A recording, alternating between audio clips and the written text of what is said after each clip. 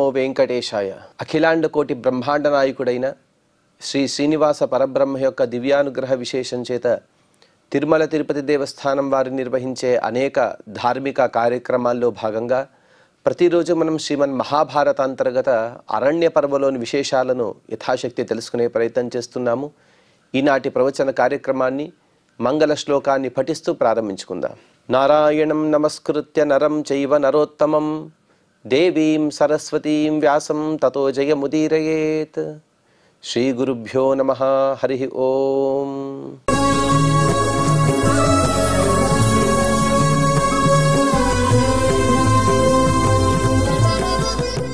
జయద్రథ విమోక్షణ పర్వ అనే అనుపర్వలో జయద్రథుడు పాండవులచే పరాభవింపబడి పరమేశ్వరుని గురించి గొప్ప తపస్సు చేశాడు.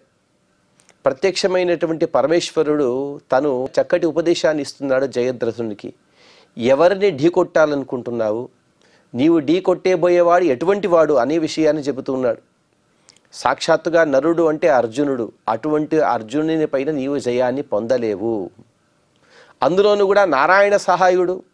ఆ నారాయణుడు ఎటువంటి వాడు అంటే పూర్వం చెప్పిన విధంగా వామన, నరసింహ, వరాహ ఇత్యాది అనంత అవతారి. వేద విధులందరూ కూడా ఏ పరమాత్మనైతే స్తోత్రం చేస్తారో, ఎవరి కర్మలనైతే ఎప్పుడూ చెప్పడం అనేది మహాపుణ్యకరమో, ఏ పరమాత్మ పైన జయానైతే పొందలేమో, ఏ పరమాత్మ అయితే శంఖచక్ర గదాధారియో అటువంటి ప్రధానం సోస్త్రవిదుషాం తేన కృష్ణేన రక్షతే. ఆ నరుడు అనగా అర్జునుడు అస్త్ర విదుషులలో గొప్పవాడైనటువంటి సాక్షాత్తుగా కృష్ణ పరమాత్మ చేత రక్షింపబడినవాడు. అటువంటి నరనారాయణులపైన నీవు జయాన్ని పొందగలవా జయద్రథ? సహాయ పుండరీకాక్ష శ్రీమానతుల విక్రమ సమానస్యందనే పార్థం ఆస్థాయ పరవీర. ఏ పరమాత్మ యొక్క సహాయం చేత అర్జునుడు ఇతపూర్వం కాండవప్రస్థ దహనాది అనేక గొప్ప గొప్ప కర్మలను చేశాడో, అటువంటి అతుల బల పరాక్రమాలు కలిగినటువంటి శ్రీకృష్ణ పరమాత్మ తను స్వయంగా తనే ఆ అర్జునుడిని తన పక్కన కూర్చోబెట్టుకుని, అనగా తనే రథసారథిగా ఉంటూ, ఆ నారాయణుడు రథసారథిగా, నరుడు రథాన్ని అధిరోహించి యుద్ధం చేస్తున్నాడు. ఇటువంటి వారిపైన, ఆ నారాయణుని సహాయం కలిగిన వారిపైన నీవు జయాన్ని పొందగలవా? ఇది సాధ్యం కాదు కదా నాయన. న శక్యతే తేనే చేతుం త్రిదశైరపి దుస్సహ కః పునర్మానుషో భావో రణే పార్థ విజేష్యతి. సమస్త దేవాది దేవతలందరూ కూడా కలిసి వచ్చినా కూడా ఆ నరుని పైన, నారాయణుని పైన జయాన్ని పొందలేరు. అటువంటి ఇద్దరు కలిసి ఉన్నప్పుడు నీవు జయాన్ని పొందగలవా? నీవు క్షుల్లకుడైనటువంటి మనిషివి. నీవు అంటే క్షుల్లకమైన మనిషివి అని చెప్పడానికి తాత్పర్యం ఏమిటంటే, నీవు అల్పమైనటువంటి యోగ్యత కలిగిన వాడివి. నీ బలపరాక్రమాలు చాలా అల్పములు. అటువంటి నీవు వారిపైన యుద్ధం చేయగలవా? వారిపైన జయాన్ని పొందగలవా? ఆ వరాన్ని నేను నీకు ఇవ్వగలనా? ఇవ్వలేను కదా. తమేకం వర్జయిత్వాతు సర్వం యౌధిష్ఠరం బలం చతురః పాండవాన్ రాజన్ దినైకం జేష్యసే రిపూన్.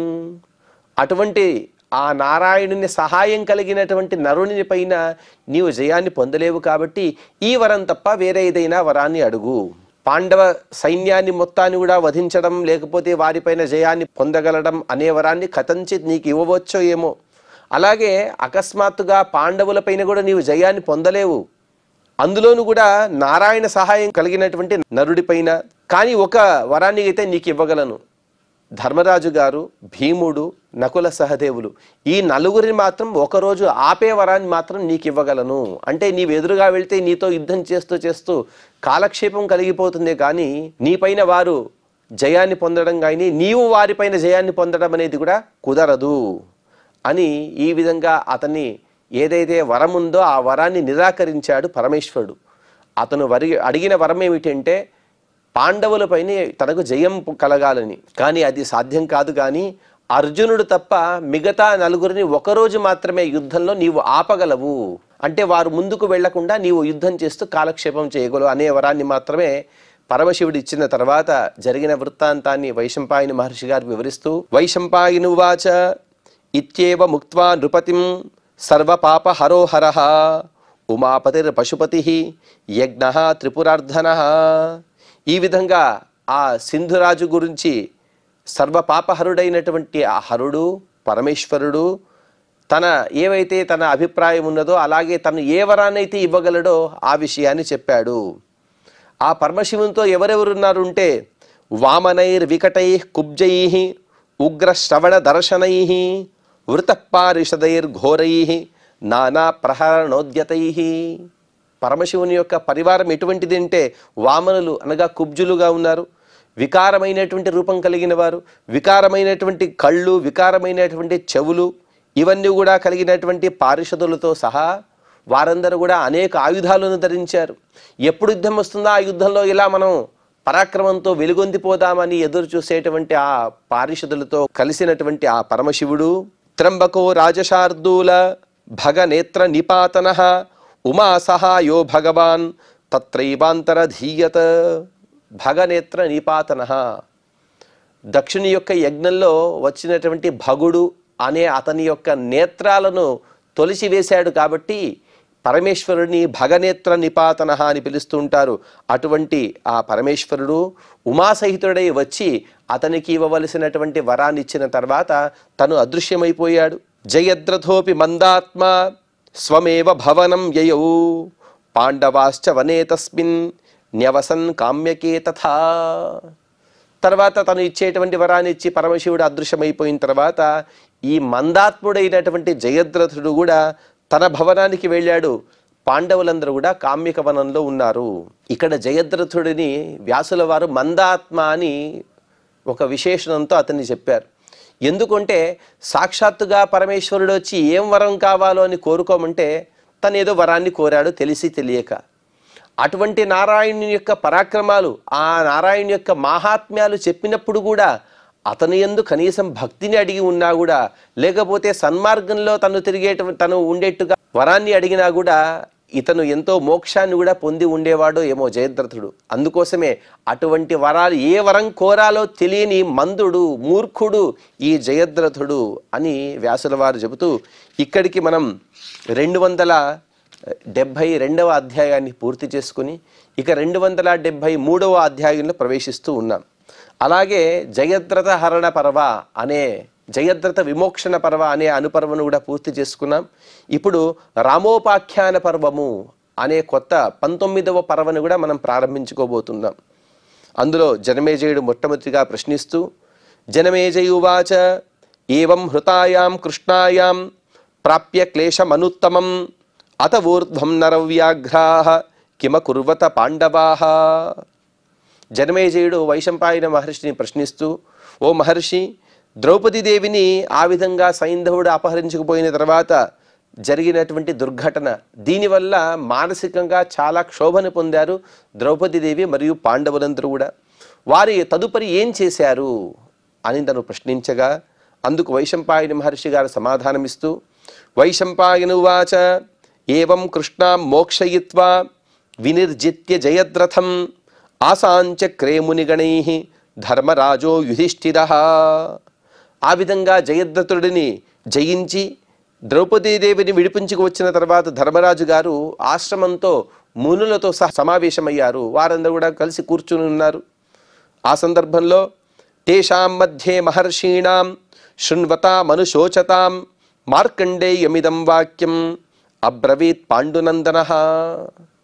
గొప్ప గొప్ప మహర్షులందరూ కూడా వారి వారి ఆసనాల్లో సమావేశం కూర్చుని ఉన్న సందర్భంలో ఎంతో దురవస్థకు లోనైనటువంటి ఈ ధర్మరాజు గారు, అనగా ఇతపూర్వం చక్రవర్తిగా వెలుగొందినవాడు, రాజసూయ అనే మహాయాగాన్ని చేసినవాడు, ఎన్నో దాన ధర్మాలు చేసినవాడు, ఎప్పుడూ కూడా ధర్మ తత్పరత అనే గొప్ప బుద్ధి కలిగినటువంటి ఆ ధర్మరాజు గారు తనకు ఇటువంటి కష్టాల రావాల్సినది అని ఎంతో చింతాక్రాంతుడైపోయాడు.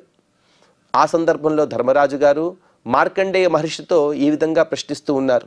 యుధిష్ఠిరువాచ భగవన్ దేవర్షీణాం త్వం ఖ్యాతో భూత భవిష్యవిత్ సంశయం పరిపృచ్ఛామి ఛింది మే హృది సంస్థితం.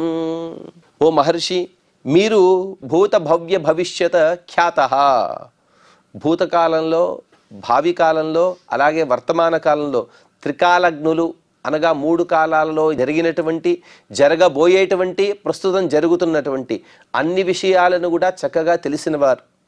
అటువంటి మీరు నాకు ఒక సంశయాన్ని పరిహరించగలరు. ఒక సంశయం నా మనసును తొలిచివేస్తుంది.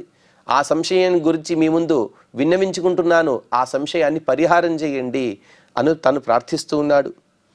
ద్రుపదస్య సుతాహ్యేష వేది మధ్యాత్ సముత్థిత అయో నిజా మహాభాగ స్నుషా పాండోర్ మహాత్మనః. ఈ జయద్రథుడు ఎవరినైతే అపహరించాడో ఆవిడ సామాన్యురాలు కాదు. ఆవిడ ద్రుపదరాజు యొక్క కుమార్తె. ఆ ద్రుపదరాజు గారు పుత్రకామేష్టి యాగం చేసిన సందర్భంలో ఆ వేది నుండి అనగా యజ్ఞకుండ నుండి అలాగే పైకి వచ్చినటువంటి మహాపతివ్రత స్త్రీ. అయోనిజ, గర్భవాసం అనేది లేదు ఈవిడికి. అటువంటి మహాభాగ్యమంతురాలైనటువంటి ఈవిడ అలాగే పాండురాజు యొక్క కోడలు కూడా. మన్యే కాలశ్చ భగవాన్ దైవంచ విధి నిర్మితం భవితవ్యం చ భూతానాం యస్య నాస్తి వ్యతిక్రమః. అంటే ఎవరైనా సరే, అది ద్రౌపదీదేవి అయినా సరే, ఎవరైనా సరే, కాలాన్ని ఎవరు కూడా మీరలేరు. అందరూ కూడా కాలం యొక్క పాశంలో బద్ధులమే అనే విషయాన్ని చెబుతున్నాడు ధర్మరాజు గారు. అందుకోసం ఓ మహర్షి, నాకు తెలిసిన విధంగా భగవంతుడైనటువంటి కాలం అనగా కాలం అంటే వేరే ఏది కాదు, ఆ పరమాత్మయే కాలరూపంతో ఉన్నాడు. అటువంటి కాలానికి, విధి నిర్మితమైనటువంటి దైవానికి మరియు సమస్త జీవితుల యొక్క భవితవ్యం అనగా తలరాత, వీటికి తిరుగులేదు అని నేను అనుకుంటూ ఉన్నాను. ఈ మూడింటిని ఎవరు కూడా మార్చలేరు కదా. యస్య నాస్తి వ్యతిక్రమః, వీటిని మనం దాటలేం కదా. వీటిలో ఏదైతే విధి లిఖితాలు ఉంటాయో వాటిని ఖచ్చితంగా మనం పొందవలసినదే. వాటి ద్వారా వచ్చేటువంటి సుఖాన్ని కానీ వాటి ద్వారా వచ్చేటువంటి దుఃఖాన్ని కానీ మనం అనుభవించవలసినదే కదా. ఇమాం హి పత్నీమస్మాకం ధర్మజ్ఞాం ధర్మచారిణీం సంస్పృశే దీదృశో భావః శుచిశైన్యమివానృతం. తన భార్య గురించి చెప్పారు ధర్మరాజు గారు. అటువంటి భార్య, ఆ భార్యకు భర్తలుగా ఉండే మేమందరూ కూడా ధర్మవేత్తలం, ధర్మాచరణ పరాయణులం. మాతో పాటు ఆవిడ కూడా గొప్పదైనటువంటి ధర్మాన్ని ఆచరిస్తుంది.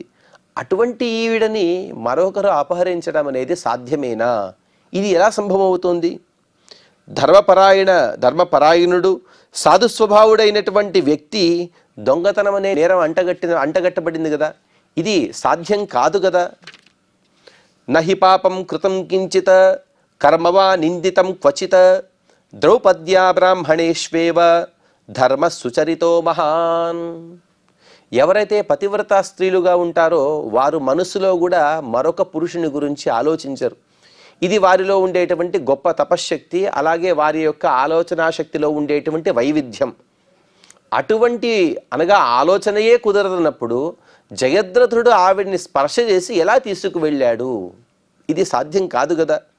ఆవిడ ఏ పాపం కూడా చేయలేదు కదా.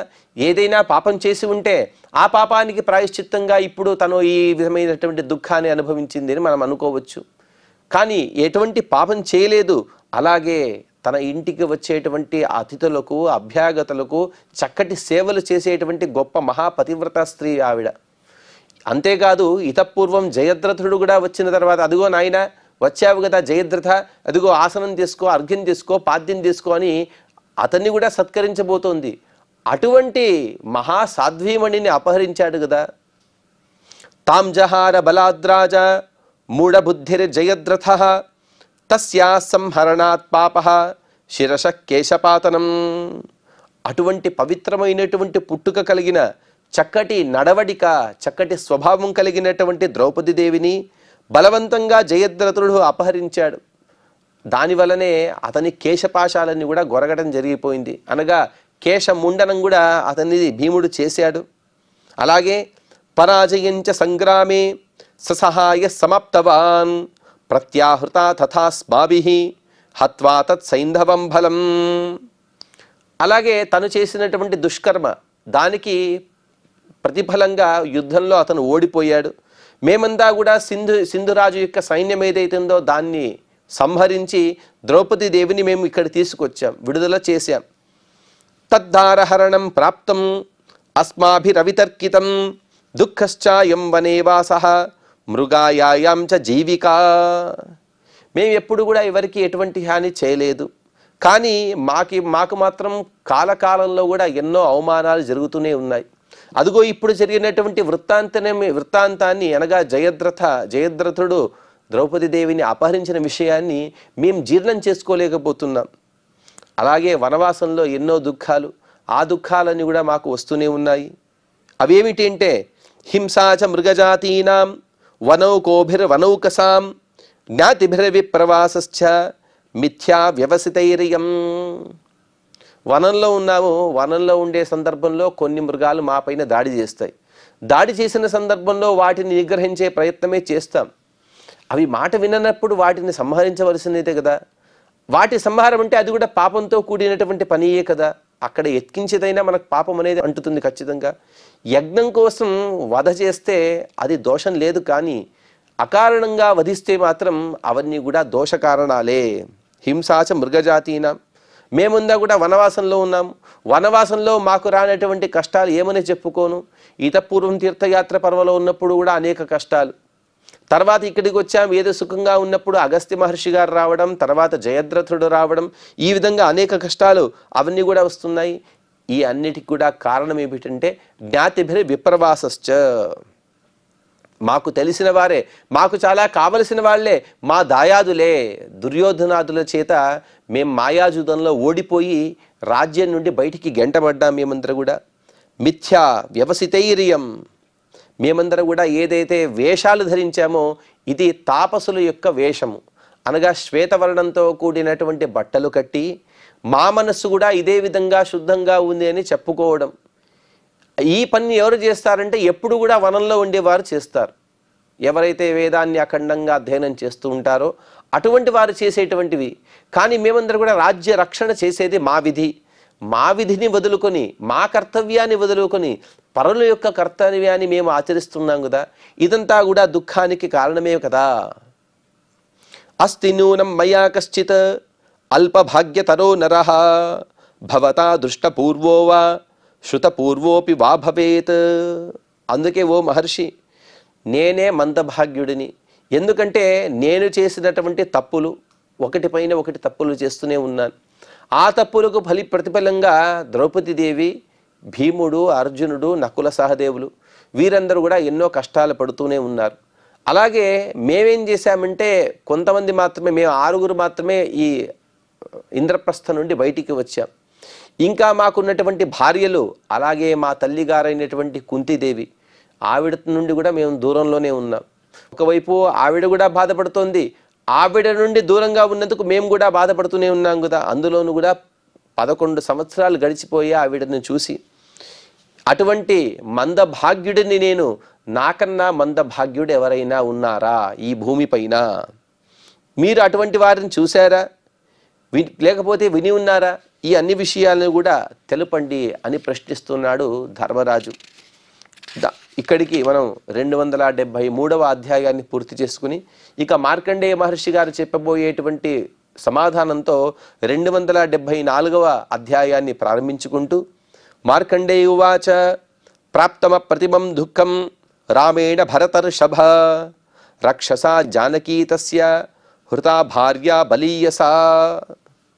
నీవేదో నీకు వచ్చినటువంటి దుఃఖాలు చాలా పెద్దవి నీవు చెప్పుకుంటున్నావు ధర్మరాజా. మార్కండేయ మహర్షి గారు సమాధానం ఇస్తున్నారు. కానీ నీకు వచ్చినటువంటి కష్టాలన్నీ కూడా చాలా చిన్నవి.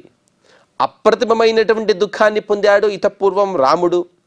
సాక్షాత్తుగా అతని భార్య అయినటువంటి జానకిని రాక్షసుడు అపహరించాడు. ఆశ్రమాత్ రాక్షసేంద్రేణ రావణేన దురాత్మన మాయామాస్థాయ తరసా హత్వా గృధ్రం జటాయుషం. మాయారూపాన్ని ధరించి ఈ రాముని యొక్క ఆశ్రమానికి వచ్చాడు ఆ దైత్యుడైనటువంటి రాక్షసుడైన దుష్ట ప్రవృత్తి కలిగినటువంటి రావణుడు. వచ్చి తన మాయారూపంతో ఈవిడని అపహరించే సందర్భంలో గృధ్రపక్షి జటాయు వచ్చాడు. కానీ ఆ జటాయువుని కూడా అన్యాయంగా వధించాడు ఆ రావణుడు. ప్రత్యాజహార తామ్రామః సుగ్రీవ బలమాశ్రితః బద్ధ్వా సేతుం సముద్రస్య దగ్ధ్వా లంకాం శితైశ్వరైః. రాముడు కూడా తక్కువ వాడేం కాదు కదా. సంక్షిప్తంగా మొట్టమొదటిగా రామాయణాన్ని వివరిస్తున్నారు మార్కండేయ మహర్షి గారు. రాముడు కూడా సుగ్రీవుని యొక్క సైన్యం యొక్క సహాయంతో తను అస్త్రాలను ప్రయోగించి, వాడిగా వేడిగా ఉండేటువంటి అస్త్రాలను ప్రయోగించి సమస్త లంకా పట్టణాన్ని నాశనం చేసేశాడు. దాన్ని దగ్ధం చేసి తిరిగి జానకీదేవిని తీసుకుని వచ్చాడు అని సంక్షేపంగా రాముని గురించి చెప్పిన తర్వాత అందుకు యుధిష్ఠిరుడు ప్రశ్నిస్తూ, యుధిష్ఠిరువాచ కస్మిన్ రామః కులే జాతః కిం వీర్యః కిం పరాక్రమః రావణః కస్య పుత్రో వా కిం వైరం తస్య తేనః. ఓ మహర్షి, రాముని గురించి మీరు చెప్పారు. ఈ రాముడు ఎవరి కులంలో జన్మించాడు? ఎటువంటి వీరుడు? అసలు ఈ రాముని యొక్క భార్య అయినటువంటి సీతను అపహరించిన రావణుడు అంటే ఎవరు? అతని తండ్రి ఎవరు? రామునితో అతనికి కలిగినటువంటి వైరం, వాటికి కారణాలేమిటి? ఏ తన్మే భగవన్ సర్వం సమ్యగా ఖ్యాతుమర్హసి శ్రోతుమిచ్ఛామి చరితం రామస్య క్లిష్టకర్మణః. రాముడంటే అప్రతిముడు, అసాధ్యమైనటువంటి ఎన్నో కర్మలు చేసిన వాడు అని మీరు చెప్పారు కదా. అటువంటి ఆ రాముని గురించి నాకు వినాలని కుతూహలంగా ఉంది. దయతో అతని వృత్తాంతాన్ని నాకు తెలియపరచండి అని ప్రార్థించాడు యుధిష్ఠిరుడు. అందుకు మార్కండేయ మహర్షి గారు సమాధానమిస్తూ, మార్కండేయువాచ అజో నామా భవద్రాజా మహానిక్ష్వాకు వంశజః తస్య పుత్రో దశరథః శశ్వత్ స్వాధ్యాయవాంశుచిః. ఓ యుధిష్ఠిర, ప్రసిద్ధమైనటువంటి ఇక్ష్వాకు వంశం అనగా సూర్యవంశం, అందులో ప్రఖ్యాతుడైనటువంటి అజమహారాజు గారు ఉండేవారు. ఆయన కుమారుడే దశరథుడు. ఈ దశరథుడు సామాన్యుడు కాదు. దశరథుడు మహాభాగ్యశాలి. అలాగే ఇతని కాలంలో అయోధ్య పట్టణం చాలా ప్రసిద్ధంగా ఉండేటువంటి విషయం. ఆ దశరథుడు నిరంతరం కూడా స్వాధ్యాయాన్ని చేసేవాడు. అత్యంత పవిత్రుడు, గొప్ప తపస్సంపన్నుడు. అభవన్ స్తస్య చత్వారః పుత్రా ధర్మార్థ కోవిదాః రామలక్ష్మణ శత్రుఘ్నాః భరతశ్చ మహాబలః. ఆ దశరథ మహారాజుకి 4 కుమారులు. వారెవరు ఉంటే రామ, లక్ష్మణ, భరత, శత్రుఘ్నులు. వారందరూ కూడా మహాబలిష్ఠులు, అనేక అస్త్రశస్త్రాలను చక్కగా తెలుసుకున్నవారు. రామస్య మాతా కౌసల్య కైకేయీ భరతస్య తు సుతౌ లక్ష్మణ శత్రుఘ్నౌ సుమిత్రాయాః పరంతపౌ. కౌసల్యకు కుమారుడుగా ఉండేవాడు రాముడు, కైకేయి కుమారుడు భరతుడు, సుమిత్రకు లక్ష్మణ శత్రుఘ్నులు. ఈ విధంగా కుమారులు పుట్టారు. విదేహరాజో జనకః సీతా తస్యాత్మజా విభో యాం చకార స్వయం త్వష్టా రామస్య మహిషీం ప్రియాం. విదేహం అనే గొప్ప పట్టణం. ఆ పట్టణానికి ప్రభు అనగా రాజుగా ఉండేవారు జనక మహారాజు. ఆయన కుమార్తెగే సీత. ఆ సీతను స్వయంగా ప్రజాపతి సృష్టించారు. ఎందుకంటే రామునికి భార్యగా ఉండడం కోసం. ఆవిడయే ఆ రాముని యొక్క పట్టమహిషి. ఏతద్ రామస్య తే జన్మ సీతాయాశ్చ ప్రకీర్తితం రావణస్యాపి తే జన్మ వ్యాఖ్యాస్యామి జనేశ్వర. ఓ ప్రజారంజకంగా పాలించేటువంటి ఓ యుధిష్ఠిర మహారాజా, ఆ రాముని యొక్క జన్మ వృత్తాంతాన్ని నీకు చెప్పాను. ఇప్పుడు ఇక నేను రావణుని యొక్క జన్మ వృత్తాంతాన్ని చెబుతున్నాను, విను. పితామహో రావణస్య సాక్షాత్ దేవః ప్రజాపతిః స్వయంభూ సర్వలోకానాం ప్రభుస్రష్టా మహాతపాః. సమస్త ప్రపంచాన్ని కూడా స్వామిగా ఉండేవారు ప్రజాపతి అనగా చతుర్ముఖ బ్రహ్మగారు. అటువంటి సృష్టికర్త, ఆయనే సృష్టి చేసేది. అటువంటి సృష్టికర్త, ప్రజాపాలకుడు, మహాతపస్సు, స్వయంభూ అనగా మరొకరి యొక్క సంకల్పం కాదు కానీ పరమాత్మ యొక్క సంకల్పం మాత్రం చేత పుట్టినవారు కాబట్టి ఆ చతుర్ముఖ బ్రహ్మగారిని స్వయంభూ అని పిలుస్తారు. అటువంటి బ్రహ్మగారే, చతుర్ముఖ బ్రహ్మగారే రావణుని యొక్క పితామహులు, తాతగారు. పులస్త్యో నామ తస్యాసీత్ మానసో దయితః సుతః తస్య వైశ్రవణో నామ గవిపుత్రో భవత్ప్రభుః. పూర్వం చతుర్ముఖ బ్రహ్మగారి మానసపుత్రులుగా ఉండేవారు పులస్త్య అనే మహర్షి గారు. ఈ పులస్త్య మహర్షికి ఒక భార్య. ఆవిడ పేరు ఏమిటంటే గౌహు అనగా ఆవు గురించి మనం గౌహు అని చెబుతుంటాం కదా, ఆవిడ పేరే గౌహు. అటువంటి ఆవిడకు ఒక బలిష్ఠుడైనటువంటి కుమారుడు పుట్టాడు. అతనిని వైశ్రవణుడు అని పిలుస్తూ ఉంటారు. పితరం స సంసృజ్య పితామహముపస్థితః తస్య కోపాత్ పితారాజన్ ససజ్జాత్మానమాత్మనా. విచిత్రం ఏమిటంటే పులస్త్య మహర్షి గారి కుమారుడే వైశ్రవణుడు అనగా కుబేరుడే. ఈ కుబేరునికి తన తండ్రి గారైనటువంటి పులస్త్య మహర్షి పైన ఎక్కువ ఆసక్తి లేదు.